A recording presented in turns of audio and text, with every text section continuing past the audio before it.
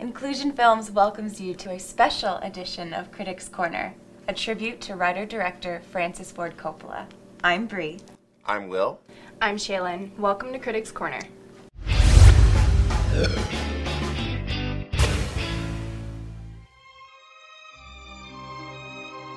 One of America's most erratic, energetic, and controversial filmmakers, Francis Ford Coppola enjoyed stunning triumphs and endured monumental setbacks before resurrecting himself, phoenix-like, to begin the process all over again. Known primarily for his successful Godfather trilogy, The Godfather Part 2, and The Godfather Part 3, Coppola was the most celebrated of the Young Turks, a group of filmmakers who emerged in the early 1970s that included George Lucas, Steven Spielberg, Martin Scorsese, Brian De Palma, and William Friedkin. Unbridled by his ambition and enthusiasm and perhaps obsession to the point of being manic, Coppola infused a fervent creative energy into his early work, culminating in Apocalypse Now, 1979, a journey into his own heart of darkness that irrevocably altered his career and may have even caused permanent psychological damage. Born on April 7, 1939, in Detroit, Michigan, Coppola was raised in a creative, supportive Italian-American family. His paternal grandparents came to the United States from Bernalda, Basilicata. Francis is the second of three children. His older brother, August Coppola, father to actor Nicolas Cage, and his younger sister, Talia Shire, mother to actor Jason Schwartzman. Coppola received his middle name in honor of Henry Ford because of his musician father's association with the automobile manufacturer. Carmine was a flautist, as well as arranger and assistant orchestra director for the Ford Sunday Evening Hour, an hour-long music radio concert. Carmine also played in several other orchestras, including Toscanini's NBC Symphony Orchestra,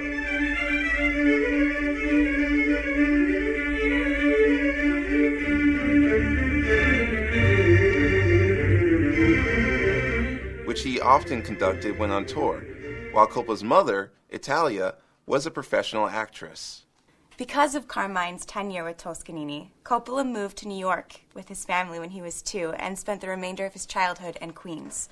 When he was 9 years old, Coppola suffered from polio, which kept him confined to his bed for a year with his left arm and leg paralyzed. Separated from his friends, Francis occupied himself with puppets and mechanical devices, which intensified an already developing fascination with film. At age 10, he began making movies with his father's 8mm camera and tape recorder. After graduating Great Neck High School, he pursued a bachelor's degree in drama at Hofstra University, alongside actors James Caan and Lainie Kazan. He would later cast Caan in The Rain People and The Godfather. Once he wrapped his student career at Hofstra, Coppola attended UCLA, where he brushed elbows with future Doors singer Jim Morrison. He also earned his Master's of Fine Arts in Film Direction from the UCLA Film School.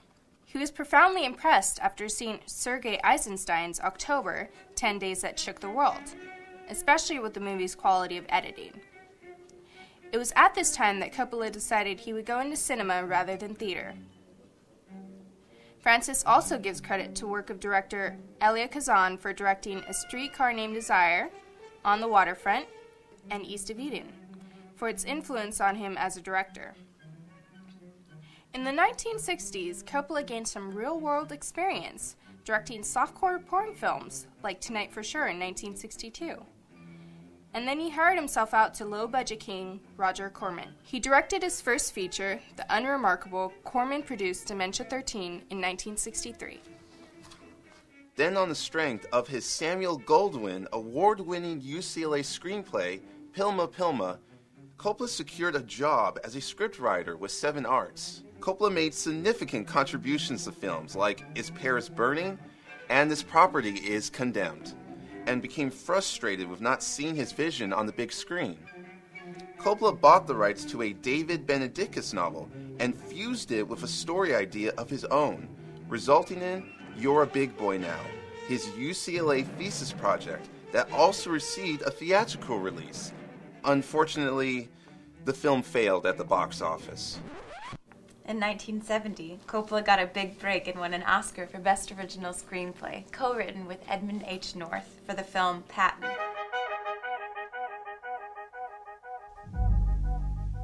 He has stated, "When I wrote the script, it was very controversial because they thought it was so stylized.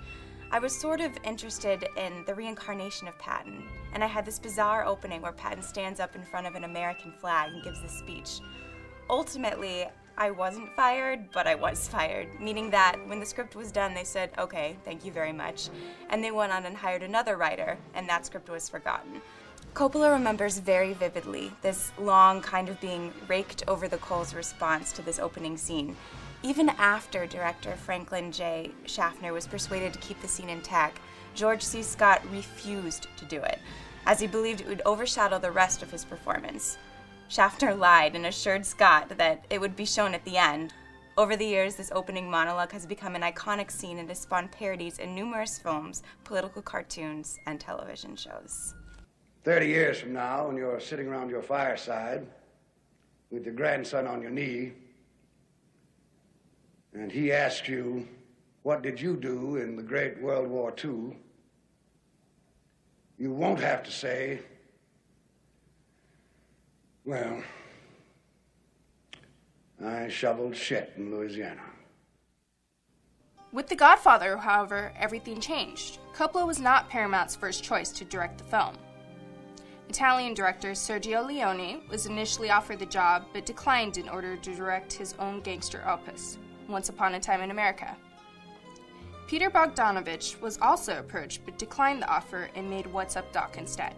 Coppola did not initially want to direct the film because he feared it would glorify the mafia and violence, and thus reflect poorly on his Sicilian and Italian heritage. According to Robert Evans, head of Paramount Pictures at the time, he specifically wanted an Italian-American to direct the film because his research had shown that previous films about the mafia that were directed by non-Italians had fared dismally at the box office. And he wanted to, in Evans' own words, smell the spaghetti. Thanks to the ever-faithful producer Bob Evans and a timely Oscar for Patton, Coppola survived to bring his monumental epic to the screen, earning his second Oscar for the screenplay he co-wrote with Mario Puzo, author of the best-selling novel the film was based on. One of the highest-grossing films in cinema history, The Godfather captured the country's imagination by skirting the traditional gangster territory and reinventing itself, both as a family chronicle and a lyrical epic of Shakespearean proportions. Capturing the transition of leadership inside a New York mafia family after its patriarch, Don Vito Corleone, has been shot, Coppola used his manic creative energy to pull out all the stops in directing what many consider to be the greatest film of all time. Aside from the stunning visual feast, from the opening wedding scene contrasted by the interior of the Don holding court to the final bloody montage of murder seen against the backdrop of baptism, The Godfather was elevated beyond the mere pulp of his paperback origins into the realm of true art. Meanwhile, the film helped resurrect Brando's career while introducing audiences to James Caan, Al Pacino, Robert Duvall, Coppola's sister, Talia Shire, and a young Diane Keaton. On top of earning an Oscar for Best Picture, The Godfather helped usher in an era of what is now known as the blockbuster movie, making Coppola a wealthy man and propelling forward his stagnating career. Coppola's Godfather success did almost as much for his filmmaking friends as it did for the generous director himself. In 1973, he launched George Lucas's career by producing the early 1960s nostalgia flick, American Graffiti. 1974 was a very busy year for Coppola. He wrote the screenplay for The Great Gatsby, where a Midwesterner becomes fascinated with his nouveau riche neighbor, Robert Redford, who obsesses over his lost love. Coppola again co-wrote with Puzo. In The Godfather Part 2, he daringly intercut the story of the rise to power of Vito Corleone. When Coppola shot The Godfather Part 2, it was the last major American motion picture to be filmed in Technicolor. George Lucas commented on the film after its 5-hour-long preview, telling Coppola, "You have 2 films.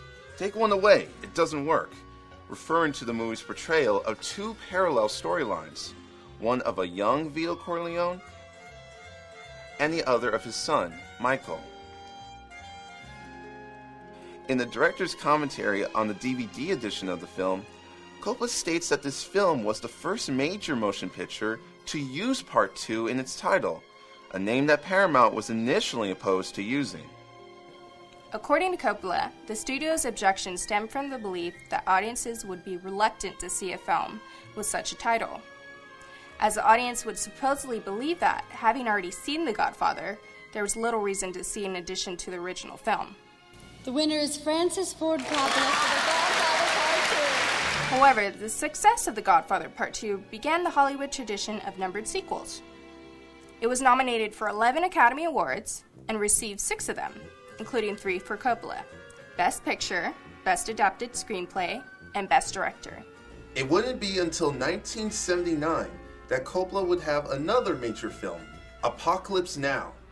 The production of the film was plagued by numerous problems. Disappointed with the dailies, Coppola replaced original leading actor Harvey Keitel with Martin Sheen, who not long after suffered a heart attack that delayed production. Also, extras from the Philippine military and half of the supplied helicopters would leave in the middle of the scenes to go fight hostile rebels. And if that wasn't enough, Mother Nature herself even entered the act with Typhoon Olga. The film was delayed so often it was nicknamed Apocalypse When. Meanwhile, Coppola's personal journey into his own heart of darkness mirrored the story he was filming. The cost overrun was staggering, forcing Coppola to mortgage everything he owned to cover some $16 million of the $30 million budget. After many months of difficult jungle shooting and strenuous editing, the long-awaited production enjoyed an emotional premiere at the Cannes Film Festival, where it won the Palme d'Or. Parts of the movie, like the helicopters attacking to the bombast of Richard Wagner's The Ride of the Valkyries, was sheer genius.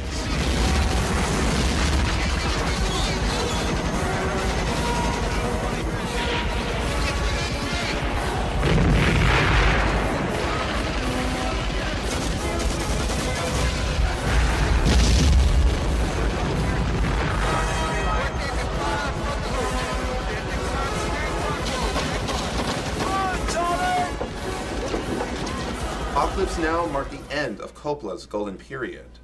What followed in the new decade was a succession of box office disappointments. He would spend the decade working to pay off his debts. The 80s brought a string of box office failures. The Outsiders and Rumblefish both lost money.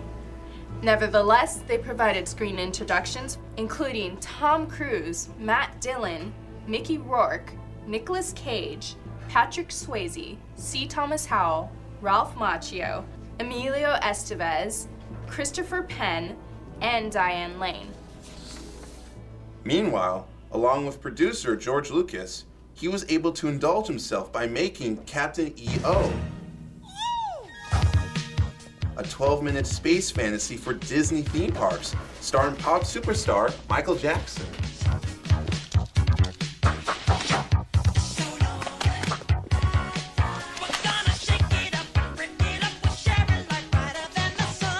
While Coppola was working in Rome, the opportunity arose to direct The Godfather Part 3.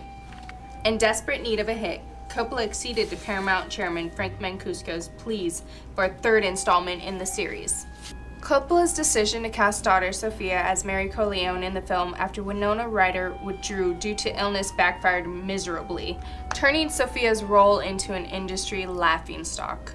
His daughter's failure to capture the part was widely cited as one of the film's worst flaws, leading to cries of nepotism. Studio pressure to meet a December release terminated the editing process prematurely, leaving essentially an unfinished product. Dad? A revised Godfather Part 3 was later made available in the DVD version. Though it remained nowhere as near as good as the first two Godfathers, the cut was far superior to the original theatrical release thanks to the incomparable Walter Murch's additional editing. It was still a box office success, earning a revenue of $136 million against a budget of $54 million. The Godfather Part 3 went on to gather 7 Academy Award nominations, Coppola paid $10 million in 1995 to purchase the balance of the old Inglenook wine-producing property, completing his dream estate and expanding his wine company, Niebaum Coppola. It would be his growing wine business, in fact, that would keep the Coppola name alive, as his 90s film offerings were mostly forgettable, with Coppola, more or less, a director for hire.